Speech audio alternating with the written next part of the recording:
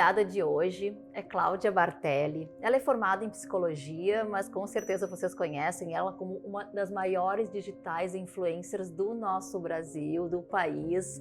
E em 2021, a Cláudia, passa por um diagnóstico de câncer e faz desse momento, uma oportunidade para ajudar milhares de pessoas, milhares de seguidoras, que te acompanhavam há tantos anos, Cláudia? E tu dividiu esse momento tão difícil que tu passou na tua vida para ajudar dezenas de pessoas. É isso que eu quero que tu conte um pouco pra gente, quero ter o prazer de conhecer essa tua história que ajudou tanta gente, que foi tão difícil para ti, mas que Sim. a gente tem hoje com um saldo super positivo. Obrigada por aceitar meu convite, é uma honra te conhecer pessoalmente, porque todo mundo diz que a Cláudia é linda por fora, mas mais linda por dentro. Eu digo, meu Deus, como pode uma coisa dessas, Mas eu acredito que seja possível. Então, obrigada, é um prazer conversar contigo. Eu que te agradeço o convite. Eu queria de começar estar aqui. Que tu contasse como tu descobriu, como tu teve esse diagnóstico de câncer, pra gente iniciar, como foi desde o começo, pra gente incentivar as pessoas também a fazer o autoexame. Eu descobri num exame de rotina. Eu tenho uma agenda de saúde, então todo ano eu vou, no mesmo mês, que é maio, eu vou no meu médico e ele me pediu um exame, uma ecografia de mama e uma mamografia, porque no exame de toque não tinha nada. Não tinha nada. Eu tava com uma pequena dor na mama, mas que não tinha nada a ver com câncer, que era uma dor hormonal. E quando a gente viu a agenda, falou, bom, tá na hora de fazer, então a gente vai fazer. E eu chego lá, na minha mamografia não aparece nada, e na ecografia aparece um nódulo. E ali a médica fala, olha, precisa fazer uma biópsia ou uma ressonância. E assim a gente faz uma biópsia, e daí eu descubro que eu tô com um nódulo, que é câncer. Tu pensou? Qual foi a primeira coisa que tu pensou no momento que tu recebe um diagnóstico desses? Primeira coisa que a gente pensa é na morte. Pensou? Eu pensei, será que chegou a minha hora? Será que é agora? Porque a gente tem muitas histórias de vitórias, mas também tem muitas histórias tristes. Então a primeira coisa, acho que quando uma pessoa recebe um diagnóstico de câncer, ela pensa na morte. E logo depois eu pensei nos meus filhos. Eu pensei, eu não posso morrer, porque eles ainda não cresceram e eu preciso ver eles crescerem. Eles precisam de mim. Eles precisam de mim. Pensei no meu marido, falei, não posso deixar ele. Eu tenho uma família linda e eu não vou morrer. Não era mais uma decisão, não. Tu decidiu que eles precisavam, não era nenhum cuidado de ti contigo, Era que tu precisava te doar a eles. Eu preciso viver porque eu preciso ver eles crescerem, eu preciso ficar com meu marido e eu tenho muito para viver. Então, claro que isso é o primeiro pensamento e no decorrer do tratamento são altos e baixos, Porque a gente pensa na vida e na morte o tempo inteiro. E a gente se dá conta que a vida é um instante, que a gente nunca sabe a hora da gente, Que pode ser hoje o último dia ou não. Então que a gente tem que viver intensamente. E a partir daquele momento eu comecei a viver mais intensamente, a sentir. Eu tenho isso muito vivo na minha memória, que eu sentia o ar. Eu sentia a presença, eu sentia o toque, eu prestava muita atenção no que eu estava vivendo naquele momento. Isso para mim foi um divisor de águas, assim. Eu sempre fui uma pessoa que prestei muita atenção na vida, mas a partir desse momento eu dei muito mais atenção. É uma pessoa pública, eu te sigo, Eu acho que tu é uma mulher referência, porque além de ser linda, de falar de moda, de falar de assuntos que mulheres gostam, Mas tem uma pessoa que a gente sabe que tem um cuidado com entidades, que cuida do próximo, uma família linda. Sempre foi uma pessoa pública hoje em dia. Como que tu toma essa decisão de contar ou não contar para essas milhares de pessoas que te acompanham? Bom, a decisão não foi tomada assim de uma hora para outra, Você precisa de um tempo para assimilar tudo o que está acontecendo, ver o que vai acontecer. E daí, depois de várias coisas acontecendo, eu descobri muito cedo esse nódulo, Ele tinha 8 milímetros. Eu consegui fazer uma cirurgia muito rápido, muito cedo. Então eu me dei conta de como eu era abençoada. Falei, nossa, eu sou muito abençoada. Eu tenho uma família linda que está me dando maior apoio, um marido que não saiu do meu lado, um médico maravilhoso, médicos maravilhosos e um diagnóstico precoce que eu consegui resolver. Falei, se Deus me mandou isso, eu recebi como presente. Falei, se Deus me deu a oportunidade de eu descobrir isso tão cedo, claro que por uma responsabilidade minha, porque eu tenho uma agenda de saúde, E eu que já ajudo tantas mulheres e falo com tantas mulheres, eu tenho obrigação de expor isso, porque eu vou poder falar com muito mais. Porque a gente passou por um período de pandemia que muita gente deixou de fazer os exames. A gente sabe que teve um crescimento muito grande, Muito grande. Isso era uma descoberta de nódulos maiores, né? Maiores, porque as pessoas deixaram de fazer e quando descobriam muito maior.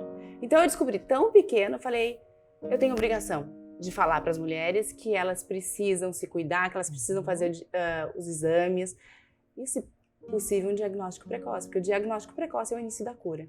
Então eu falei, eu vou abrir um canal, eu vou falar com essas mulheres, eu preciso falar para elas, porque eu lembro quando eu recebi o meu diagnóstico na sala de imagem, não do câncer, mas do que eu teria que fazer com esse nódulo. Ali já é um susto.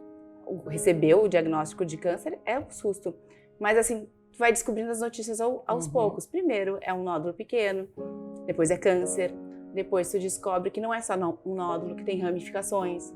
E que daí a cirurgia não é mais pequena, que a cirurgia é grande. A minha cirurgia durou 7 horas. Tive que fazer uma mastectomia bilateral. Então, assim, tudo começa a aumentar. E eu falo, meu Deus, se eu não tivesse descoberto isso cedo? E se tivesse sido grande? E se não pudesse fazer a cirurgia? Então, assim, eu pude fazer tudo da melhor maneira. Então, eu falei, já que eu recebi isso tão bem, eu preciso passar e falar para as mulheres que elas também podem, porque quem descobre precocemente, essa é a luta, né? O índice de cura é altíssimo. Então eu recebi isso como uma missão. Eu já ajudo muitas entidades e não era só o câncer, mas eu falei, bom, agora eu vou poder ajudar com propriedade. Eu posso falar. Eu já tinha ido em instituições de câncer, falar para mulheres de câncer se cuidar, se arrumar.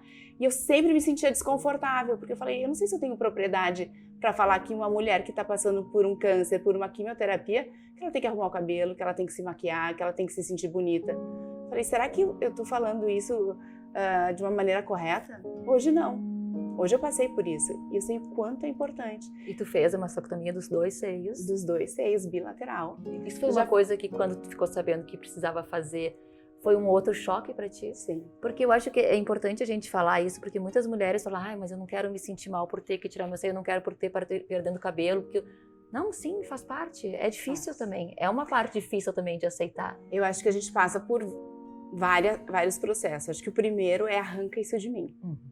Não importa se eu vou ficar com seio ou se eu vou ficar sem seio. Eu não quero esse câncer em mim, né? Esse câncer eu quero que vá longe. Depois tu pensa, eu tenho que tirar minhas mamas. E depois tu vê que tu pode reconstruir, que tu pode fazer, voltar ao normal. Então assim, são processos, são choques. Eu falava que era um soco atrás do outro, que eu caía na lona, quando eu tava me recompondo, levava outro soco. Porque assim, começou com câncer, uma cirurgia pequena, depois não, é maior, é as 2 mamas. Para mim, eu não tinha silicone, para mim eu tinha um tabu com silicone. E foi uma coisa que eu fui quebrando tudo. Não tinha outra opção. Não tinha outra opção. E tinha que ser tudo muito rápido. Não tinha tempo de poder, né, digerir cada... Eu falava pro meu marido, vê o que eu tenho que fazer, que eu vou fazer. Eu não questionei, eu não fui pro Google, eu não fiz nada. Eu falei, bom, os médicos estudaram para isso a vida inteira. Então eles sabem o que é melhor para mim. Se eles disserem que eu tenho que fazer, eu vou fazer. Bom, tu fez uma quimioterapia, tu chegaste a perder o cabelo. Quando tu contou para as tuas seguidoras, para as mulheres que te acompanhavam, tu já estava no processo, tu já estava fazendo a quimio ou foi logo no início? Eu contei para as minhas seguidoras 2 semanas depois da minha cirurgia. Porque eu fiz a cirurgia em São Paulo. Eu fiquei 2 semanas lá em recuperação, porque eu tinha drenos, então não podia viajar. Eu tive que esperar 2 semanas. E quando eu cheguei aqui, eu decidi que eu ia contar. E naquele momento eu não ia fazer quimioterapia. Eu não precisava fazer quimioterapia. Só que eu fiz um exame genético que veio depois de 25 dias da cirurgia, dizendo que eu tinha que fazer quimioterapia, que eu seria muito beneficiada com a quimioterapia. Isso foi, acho que um dos maiores socos. Porque assim, ali na cirurgia... já tinha se encerrado. Já tinha se encerrado. Que tinha sido bem difícil, mas já tinha se encerrado. Já tinha, fiz a cirurgia, tá resolvido isso. São vários socos, porque assim, tu faz a cirurgia, eu pensei, encerrou. Não, continuo sendo uma paciente oncológica, eu preciso tomar uma medicação, eu preciso consultar oncologistas. Então tu fala assim, não é assim, a gente não se livra desse problema, é uma coisa que a gente tem que conviver. E quando vem a quimioterapia, a notícia dela, achando que já estava tudo resolvido, isso é um super soco. Eu falo, como assim? começar tudo de novo. E daí, assim, é um tratamento de 5 meses. Não é uma cirurgia que você resolve em 7 horas. É um processo. É um tratamento. Então, é um longo tratamento. E a gente sabe dos sintomas, dos efeitos colaterais, a queda do cabelo. Isso mexe muito com a feminilidade da mulher, né? E eu logo pensei, meu Deus, eu vou ficar careca. Então, eu usei a touca, que para evitar a queda dos cabelos, mas no meu caso eu perdi de 70% a 80%. Então, ajudou a voltar mais cedo os cabelos, mas eu perdi. Sem cabelo. Eu fiquei praticamente sem cabelo. Então, assim, é uma lida o tempo inteiro. Fora que os efeitos da quimioterapia são muito fortes, né? Você tem que... eu me entreguei pra quimioterapia. Eu até chamei ela de minha querida amiga. Porque eu falei, eu tive que entender que a quimioterapia ia me salvar. Porque se não fosse ela, talvez depois o câncer poderia voltar. Então, assim, ela era minha grande amiga. Ela era tua aliada. Na verdade, a quimioterapia é aliada. Ela tem efeitos colaterais, mas ela é a solução daquele momento, E né? eu tinha um pensamento que toda vez que meu cabelo caía, porque cai muito, cai todos os cabelos, todos os pelos do corpo, eu falava, meu Deus, isso te dá uma aflição muito grande, porque você não sabe onde é que vai parar. Eu falava, eu tô me desmanchando. Eu já mudava o pensamento, eu falava, não, eu tô me curando. Eu tô curando. Se meu cabelo tá caindo... Porque essa tua força ajudou muito, claro. Porque eu falava assim, se tá caindo o cabelo, é porque tá funcionando. E você precisa transformar. E não é só o câncer, é qualquer dificuldade na vida, porque a vida é feita de dificuldades, de problemas, de doenças. Não é só um câncer. A gente tem problemas o tempo inteiro. E a gente precisa transformar isso. E eu tenho um pensamento, acho que é um funcionamento na minha cabeça desde pequena, que eu preciso transformar as coisas ruins em coisas boas. E eu transformei o câncer numa coisa maravilhosa. Volta e meia, eu sou chamada para fazer um bate-papo, ou dar uma palestra, eu falo, as pessoas provavelmente vão dizer que 2021 foi o pior ano da minha vida. Eu digo que foi o melhor. Eu nunca tive tanto amor, carinho. Quando eu contei, eu tive muito medo de contar, porque eu não sabia como as pessoas iam receber essa notícia. Eu recebi uma enxurrada de amor. Eu tive contato com pessoas que eu jamais teria contato se não fosse pelo câncer. Eu soube de histórias de pessoas, eu participei da vida de pessoas que eu jamais teria participado. Então, você se sentir útil e ajudando alguém, porque tem muitas pessoas passando por isso, te faz se sentir muito bem. Passava isso, eu sou tua seguidora, eu te acompanho, eu acompanhei teu tratamento, eu acompanhei tu usando a touca. Eu me lembro que um dia eu cheguei em casa e acho que todo mundo tem pelo menos, né, algum histórico de câncer na família, e eu comentei com a minha mãe, disse, mãe, tu viu a Cláudia tá usando a touca, será que ajuda? Né? A gente vibrou contigo, porque tu passava aquilo de uma maneira tão leve, de que ia dar certo, de que a fé estava ali, né? Sim. Te agarrou na tua fé, te agarrou na tua família. Mas quando tu estava sozinha, tu caía também. Caía. Tive muitos momentos que eu caí. Mas daí a importância dos amigos e da família, porque você precisa de uma mão para te tirar do fundo do poço. E eu tive muitas mãos. E quando eu contei, eu senti que eu também fui a mão para muitas mulheres. Gente. Não tenha dúvida disso. Então, na doença, por mais ajuda que você tenha, que seu marido esteja do seu lado, sua família, seus amigos, na doença você está sozinho. Mas quando você conta para alguém que está passando pela mesma coisa, ela te escuta e tu escuta, você se dá conta que você não está sozinho. Que tem muita gente passando por isso. Que está todo mundo junto, todo mundo torcendo um pelo outro. E isso te dá muita força. Então, assim, teve momentos de queda, de recaídas, de choro, de perguntar por que isso está acontecendo comigo. Chegou a te questionar por que comigo? Eu acho que todo mundo se questiona, né? Por que isso está acontecendo comigo? Mas ao mesmo tempo eu me questionei, mas por que não? O que eu tenho de especial que eu não poderia ter um câncer? Eu sou uma pessoa normal, como outra qualquer. Todo mundo está sujeito a passar por isso. Então eu falei, bom, então vamos transformar isso numa coisa boa. E eu buscava força na fé, buscava força no meu marido, buscava força nos meus amigos, nas histórias que eu escutava. Isso tudo me dava muita força. A parte mais difícil foi falar para teus filhos? Eu nunca contei para eles que eu estava com câncer. Eu contei que eu estava com uma doença, que eu ia ter que fazer uma cirurgia, que era uma doença séria, mas que ia ficar tudo bem. E realmente isso é muito difícil, porque no dia que eu saí de casa para ir para São Paulo, ali foi muito difícil. Eu imagino, porque quem é mãe sabe que, né, tudo que envolve eles, a gente... Tudo, porque tu fala assim, eu vou para uma cirurgia, não sei se eu volto. Claro que a gente tá com os melhores médicos, claro. A gente sabe que a gente sobrevive, Mas a insegurança, ela anda junto, né, com a gente quando a gente está numa doença dessas que é tão grave. Então... Agora eu quero que tu fale, nós vamos em outubro, vai ter um lançamento onde tu vai conseguir ajudar ainda mais pessoas, ter um alcance ainda maior, se isso é possível, né? Porque acho que a mídia social é um alcance gigante, mas com uma coisa que eu amo muito, que é livro. Tu te apoiou nas tuas escritas, nos teus pensamentos. Como surge esse livro que o Brasil vai conhecer agora em outubro? Nos meus momentos sozinhas, eu escrevia. Porque escrever para mim sempre me ajudou em todos os processos de cura. De me organizar, de me resolver problemas. Então, assim, a escrita sempre me ajudou muito. Nos momentos que eu ficava sozinha, eu escrevia. Escrevia como se eu tirasse aquele câncer de mim e botasse ele naqueles papéis. Então, me ajudou muito. Então, tá tudo, desde o dia 1, não é nem do diagnóstico, desde o exame de ecografia, da consulta com o Dr. João, eu escrevi. Escrevi tudo, fiz um diário até o final do tratamento. O que era a tua ideia quando tu escrevia aquilo? Tu tinha já em mente, se acontecer alguma coisa, eu tenho um diário, se eu quero fazer um livro, tu já pensava num livro? Primeiro eu pensei, eu preciso deixar alguma coisa para os meus filhos. Sempre eles. Sempre eles. Eu preciso mostrar para eles como é que a mãe deles passou por isso. Que eu era uma mulher forte, que eu era uma mulher com fé, que eu acreditava, que eu tinha esperança na cura e que eu tinha medos e que muitas vezes eu estava desesperada, mas que eu conseguia mudar isso. Então, primeiro eu pensei, eu preciso deixar alguma coisa para eles. Uma herança minha, contando quem eu era. Quem eu sou. E depois quando eu comecei a perceber que eu estava ajudando muitas mulheres pelo Instagram, com as minhas falas, com os meus posts, eu pensei, isso pode virar um livro.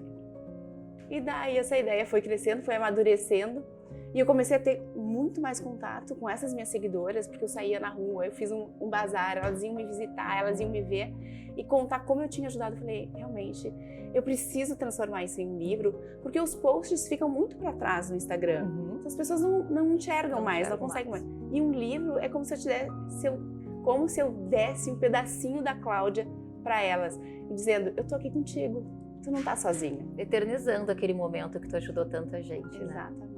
Que lindo! Mas tô louca para conhecer esse livro. O lançamento é agora em outubro, Brasil todo. A gente faz um lançamento dia 19 em São Paulo e depois a gente vem para Porto Alegre. Como é que é o nome do livro?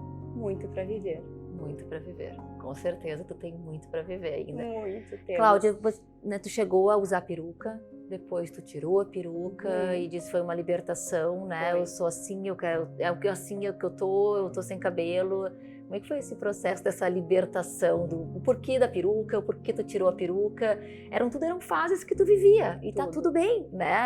As mulheres acompanharam junto contigo e a gente tinha esses anseios junto contigo, assim, agora ela botou a peruca porque ainda tá difícil, daqui a pouco tira a peruca porque tu conseguiu te aceitar. Como é que foi essa parte mais da mulher? Porque tu é ícone de beleza, né? Tu fala sobre isso, tu mostra sobre isso e daqui a pouco o que tu tinha de mais forte, né, perante os teus seguidores desaba. Desaba, e a gente tem que lidar com isso. E daí a gente começa a se dar conta que a beleza não tá só no cabelo e não tá só no exterior. Exato. Que a beleza tem que vir de dentro. Então, é muito difícil você perder o cabelo, porque o cabelo tem toda uma simbologia feminina, de poder, de sensualidade, de sedução. E quando você não tá com esse cabelo? Quem é você sem cabelo? E claro que isso é um processo. E eu tive que passar por todo esse processo. A perda dos cabelos. Então primeiro eu comecei a usar um topinho, que não era uma peruca, né? Que era só um topinho que vinha aqui em cima, que eu prendia com um restinho de cabelo que eu tinha. Depois, quando eu tinha trabalhos, eu gravei comercial para TV aberta, muitos trabalhos. Eu achei que iam reduzir os trabalhos, porque talvez as marcas não queriam se vincular ao câncer, a uma paciente oncológica. Foi o contrário. Né? Eu acho que a minha força mostrou uma coisa que as marcas queriam. Sem dúvida. Então, quando eu tinha um trabalho mais importante, ou presenciais, eu fui até mestre de cerimônia durante esse tratamento, eu usava peruca. Porque aquilo me trazia uma segurança, né? É importante, se estava te sentindo naquele momento, a gente tem que procurar o que está trazendo segurança para o momento. Exatamente. Não importa o que é certo ou se é errado, não existe certo e errado. Não existe certo e errado, então, existe o que te faz bem, o que te faz bem. Como você se sente melhor. Como sempre, como em tudo, né? Ainda mais num momento de dificuldade. Só que a peruca, ela é desconfortável, porque assim, você não tá usando a peruca para uma festa, para se divertir. Você tá usando porque você precisa dela, mas ao mesmo tempo você não pode prender ela porque o cabelo tá caindo.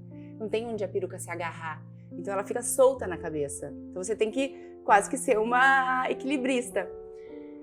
E daqui a pouco eu comecei a cansar. O cabelo começou a cair muito, muito, muito. Eu falei, quer saber? Eu até fiz um post, falei, essa sou eu, preto no branco, preto no branco. Eu não tenho mais que provar se eu sou bonita, se eu sou feia, se eu tenho cabelo, se eu não tenho. A Cláudia é essa e deu, acabou, é isso. E daí eu me libertei, eu tirei, cortei o cabelo, ele tava quase nada, bem curtinho. Às vezes eu passava um spray, aqueles sprays de cor, porque daí enchia um pouco mais. E foi libertador, porque eu falei, eu não tenho mais o que esconder. Eu não podia pintar o cabelo, eu não podia fazer a mão, eu não podia... Nada disso. Nada, eu não tinha mais pelo. Eu falei, bom, é o que tem pra hoje e vai ser assim. E foi libertador. E o feedback das pessoas foi maravilhoso, porque muitas falavam assim, que bom que tu tá mostrando isso, porque nem todo mundo tem condições de ter uma peruca, né? E a gente pode se sentir bonita careca. Quantas pessoas não raspam o cabelo pra fazer um estilo? Então a gente tem que usar disso. Eu me lembro que tu fez uma campanha de joias, eu acho. Quando tu tava com o cabelo bem curtinho, eu digo, meu Deus, ela tá linda assim, será que um dia ela vai deixar esse cabelo crescer de novo? Porque ela ficou divina, aquele cabelo. Porque, claro, a gente via uma luz em ti, que era da cura, que era da fé, né? Isso saía de dentro de ti, não era nem o cabelo curto, ou o cabelo, ou os olhos claros, era aquela fé que tu estava transbordando. Eu não sei, eu acompanhando teus trabalhos, todos ficaram muito lindos com o cabelo curto, todos. Que era a vontade de viver. Eu acredito. Eu acho que quando a gente tem uma vontade de viver, nada importa. Eu falava até nos momentos que eu sentia dor, eu falava, mas eu tô viva. Se eu não tivesse sentido dor, é porque eu não estaria aqui. Sempre foi assim, Cláudia? Sempre foi assim. Não é uma coisa que surgiu, uma força que surgiu. Se intensificou. Se intensificou. Mas eu sempre fui muito positiva, até nos momentos que eu tava assim mais triste, né, ou desesperançosa, o meu marido, que tava sempre do meu lado, olhava pra mim e falava, cadê aquela mulher positiva que eu conheci, né, que eu conheço, aquela mulher forte? E daí eu falava, realmente, onde é que tá a Cláudia? E eu, não, a Cláudia tá aqui. Eu sou assim, eu voltava.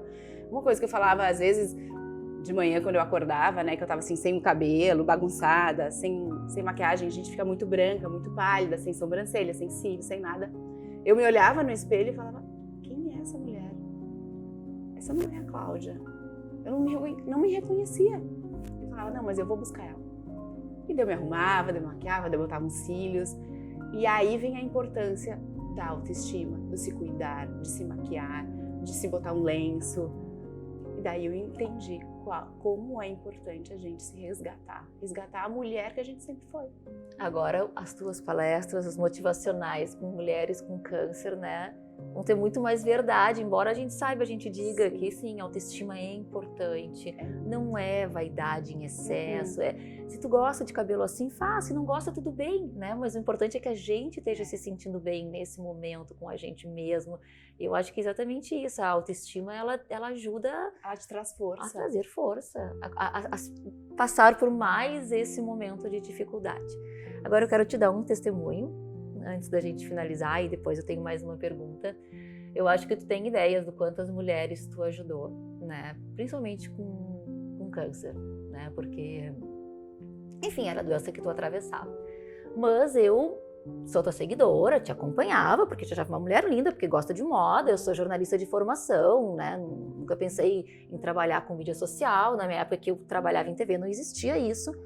E eu em 2020, no final de 2020, em agosto, eu acordei sem audição, eu perdi a audição de um ouvido, acordei surda. E eu pensei, meu Deus, uma mulher que é jornalista, gosta de se comunicar, como vai viver sem escutar, né? Aí corre pra cá, corre pra lá, um tumor no cérebro, o que é, até se descobrir, até se fazer um diagnóstico.